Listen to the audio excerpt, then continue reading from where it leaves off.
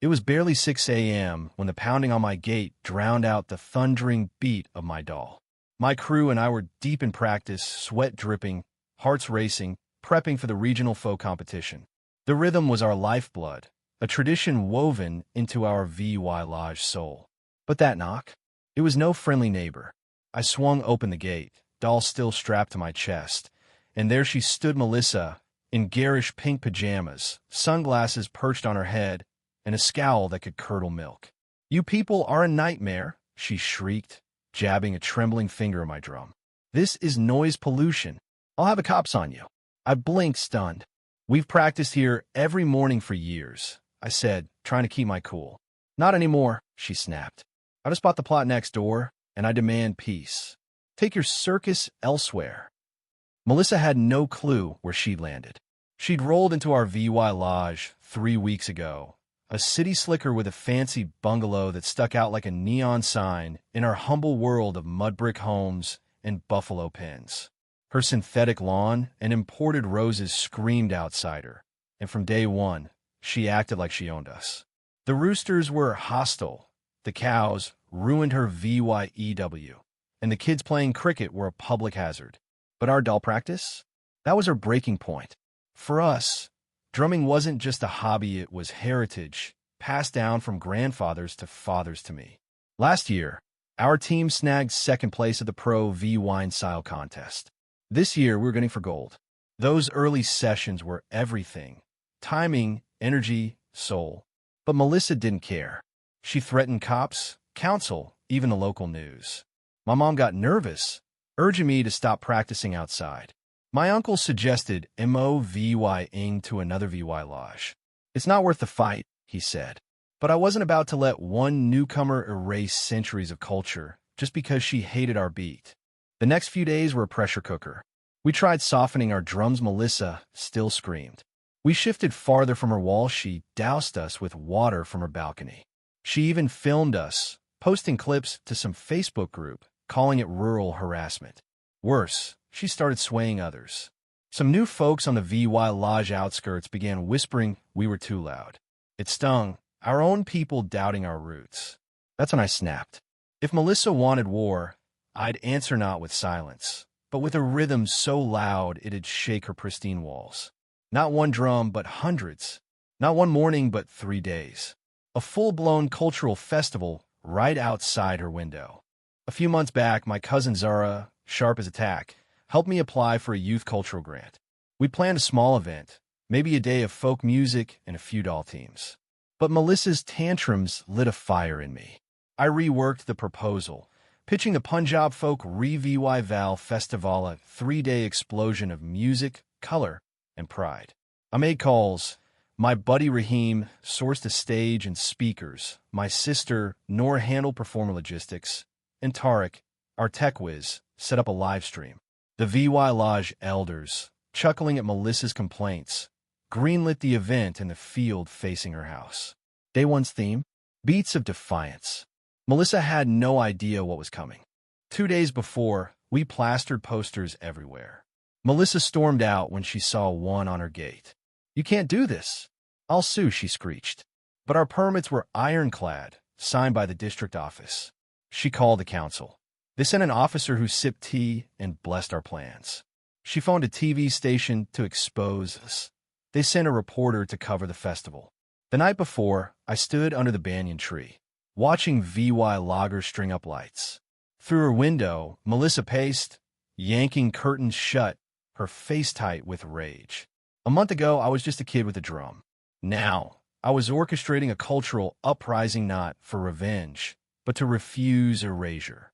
At dawn, I slipped on my embroidered kurta, strapped on my doll, and stepped outside. "Zara handed me a mic. Ready?" she asked. I glanced at Melissa's twitching curtains and grinned. "Let's make history." The beat dropped, and the VY Lodge erupted. By sunrise, trucks rolled in, unloading teams from nearby towns with instruments, tents, and banners flapping in the breeze. Aunties poured chai. Uncles dragged chairs to the shade. Kids clamored for the best spots. It wasn't just practice, Anna Maria, it was a movement. Melissa watched from her balcony, jaw dropped, like she'd woken up in another country. She marched out in a crisp white suit, clutching a clipboard and megaphone, barking at a volunteer. Who approved this? This is a residential area. The volunteer pointed to our banner, stamped with the district commissioner's seal.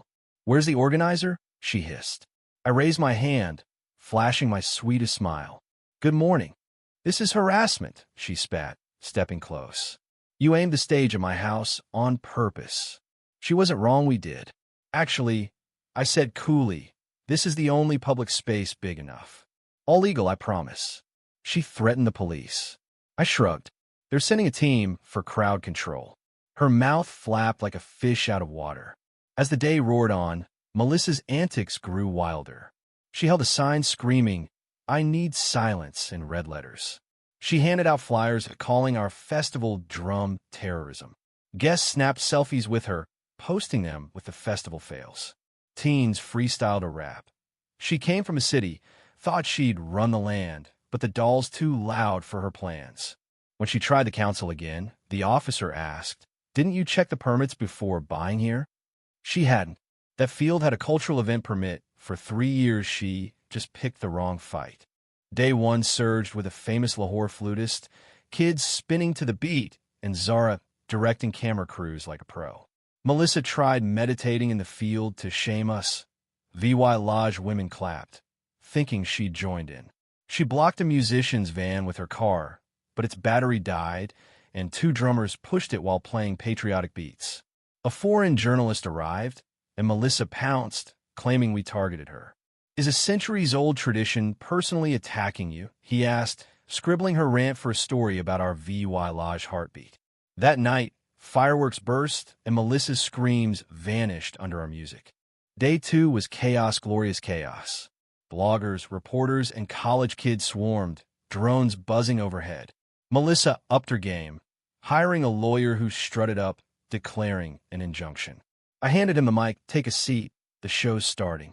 Folk legend Ustad Bilal Khan returned, his voice silencing the lawyer's protests. Melissa's complaint to the magistrate complete with doctored audio flopped when a clerk, a festival fan, dismissed it. She stormed the police station with a USB of EVY Denke. The officer watched kids dancing and asked, What's the crime? Back at the festival, elders shared folk tales, doll teams battled, and Melissa staggered out with an oxygen mask, mouthing, You're killing me. An auntie offered pickle juice. She fled in disgust. Day 3 began with a parade of flutists, dancers, and bull carts tossing pedals, led by a banner. Echoes of Punjab. Thanks, Melissa. Kids danced at her gate, her porch a sea of marigolds. The finale was a satirical play, Melissa's Tale, reenacting her host's spraying tantrum.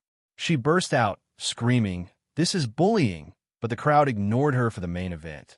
60 drummers in a circle, led by Ustad Bilal Khan. The ground shook, a primal pulse no one could silence. Melissa tried one last stand, yelling into a mic, but tripped into a tub of lassi, emerging sticky and humiliated. She vanished into her house, silent at last.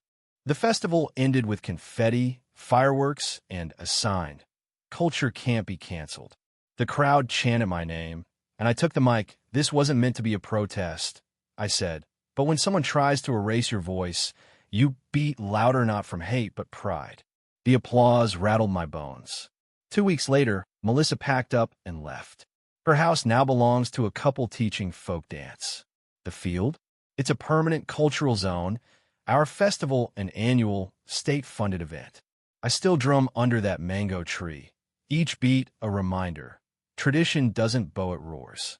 Now, tell me, if an outsider tried to silence your culture, would you fight back with noise or stay quiet? Should we have toned it down for Melissa, or was our festival the perfect response?